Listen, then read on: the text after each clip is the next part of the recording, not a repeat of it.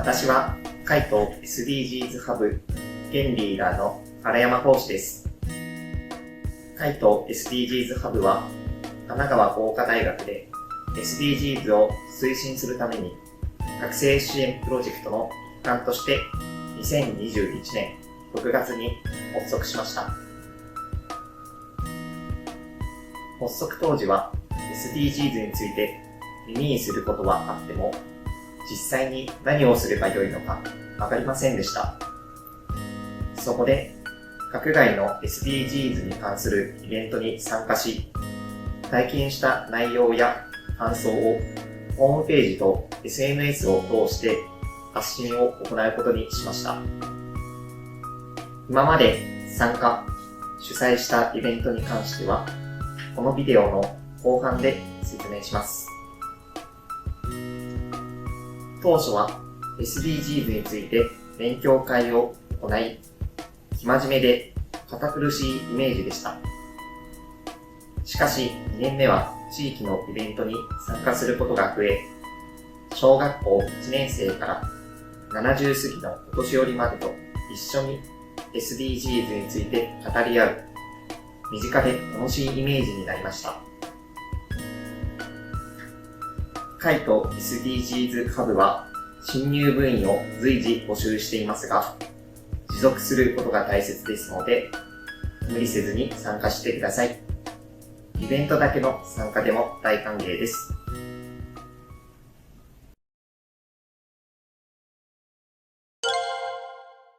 皆さんこんにちは。工学部応用科学科3年の原山浩司です。私は高校で地球環境科学という講義で環境問題に興味を持ち、大学1年でストップ・ザ・ CO2 入門という講義内で SDGs に関する学生組織を発足するというお話をいただき、カイト SDGs ハブに参加させていただきました。ハブの活動で面白かったことは、昨年度小学校にお邪魔させていただき、特別講義を開催させていただき、そこで SDGs に関する丸×クイズを行い、小学生と一緒に楽しく遊びながら SDGs について伝えることができたことです。今後やりたいことは、昨年度地域のイベントに参加させていただくことが多く、今後は学内や地域の企業を巻き込んで自分たちでイベントを主催したいと考えています。皆さんこんにちは。工学部機械工学科の2年の大野敦弘と言います。1年生の前期にストップ・ザ・ CO2 という授業で SDGs について活動していけるサークルがあると紹介され、そこでハブに興味を持ち参加するようになりました。ハブで行った活動の一つでインドネシアからのお客様と会話するという機会がありました。インドネシアでは障害者は親戚を含めた家族間で洗い回しにされることがあると知り、日本での扱い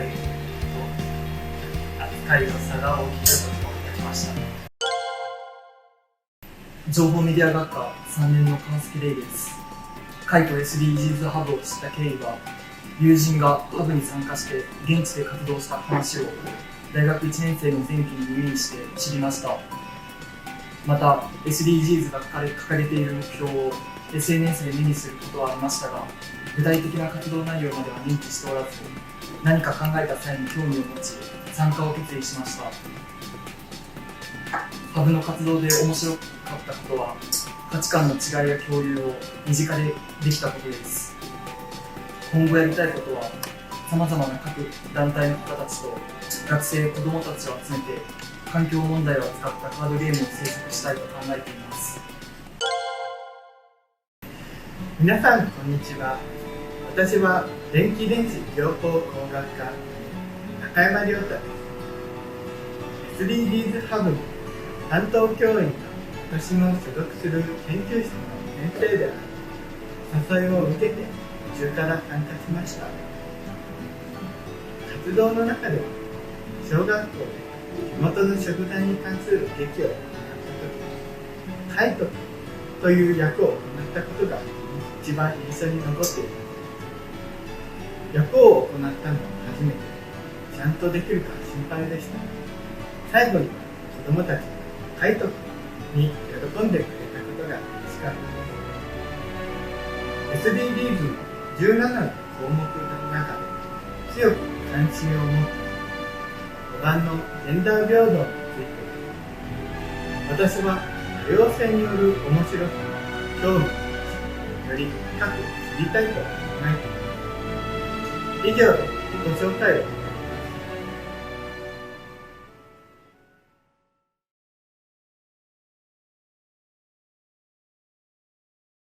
国連と日本が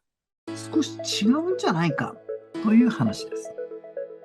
ただ違うから片方が正しくて片方が間違いだ。これは極端ですよ。そういう話ではなくて、直面している問題が違うから、考え方として理念として SDGs は使う。ただし、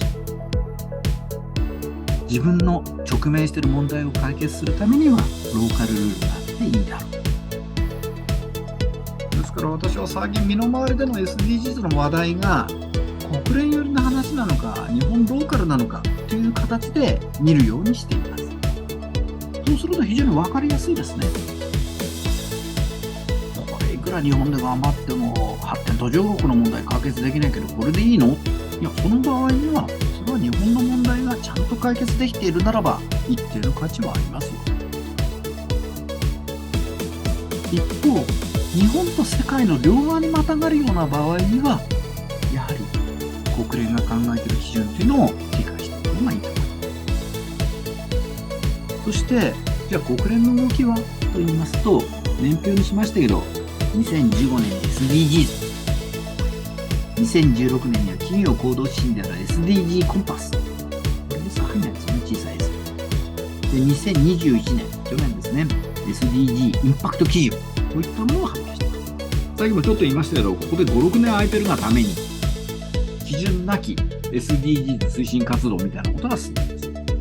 このインパクト基準自体もですね、まだ抽象的なところもあります。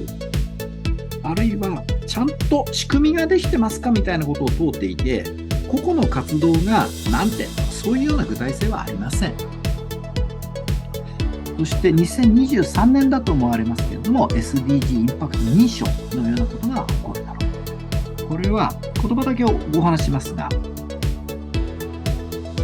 パフォーマンス認証ではなくプロセス認証になるはずです。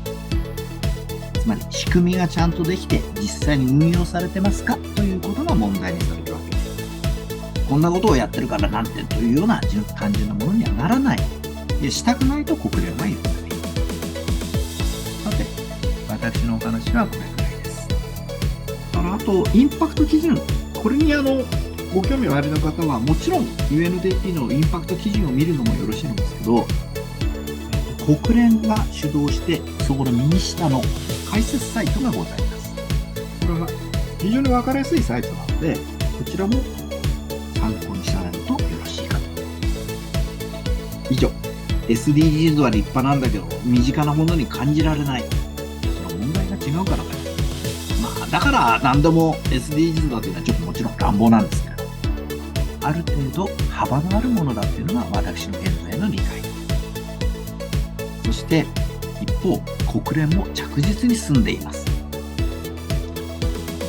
SDGs2030 年までどうなるんでしょうね。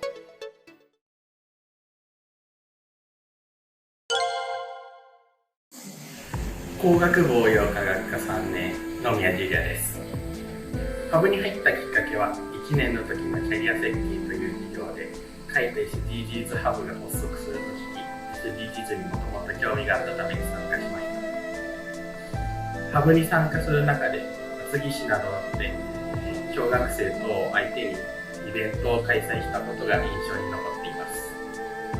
今後も積極的にさまざまなイベントに参加していきたいと考えています。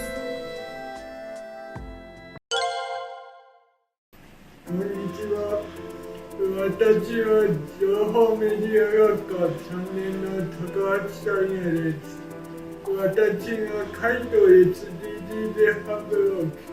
知った経緯は1年生の講義のキャリア設計という授業で知りました。私は高校生の頃から SDGs ということに興味があり、その項目と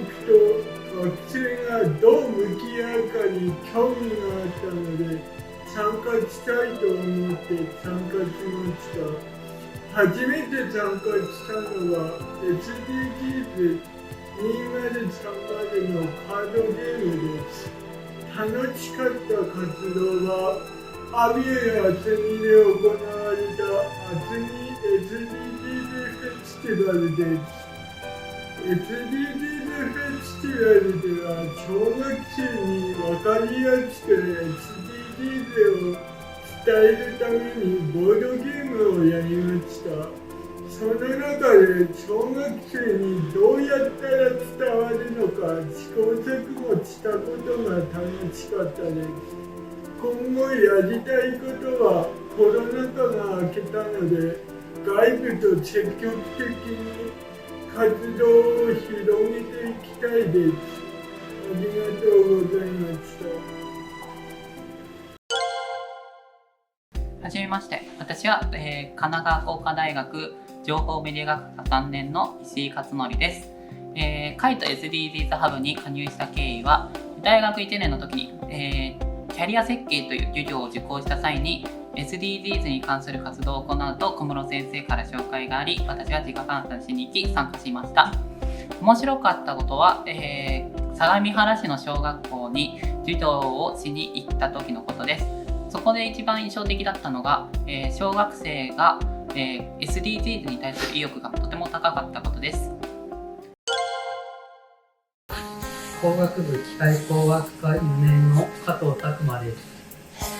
ハムに入った経緯は、ストップ・ザ・ CO2 を受講している時に、カイト SDGs ハブをストップするという話が来て、面白そうだと思い参加することにしました。ハブの活動で面白かったことは、SDGs2030 というカードゲームのワークショップに参加したことで、ワークショップは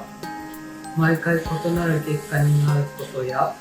積極的に他の人と協力するところが面白かったところです。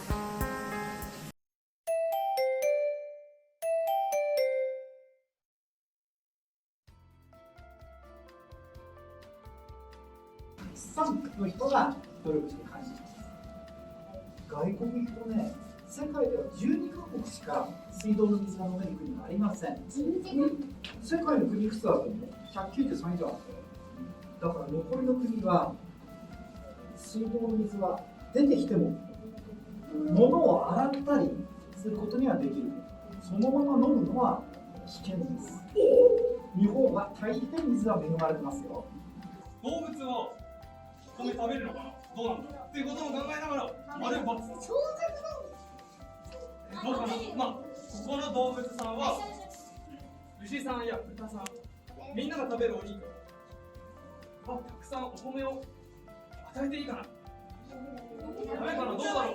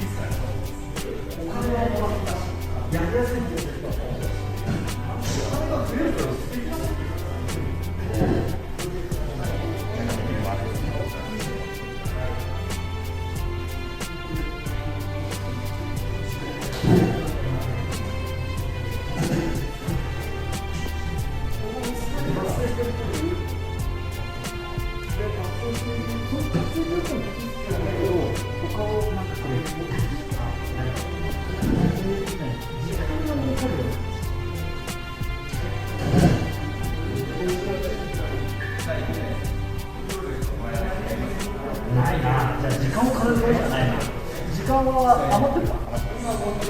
じゃあ医師のカードで時間を交換してくれない。はい、もう高いです。時間3万。あんまり欲しいけど3万ぐらい。は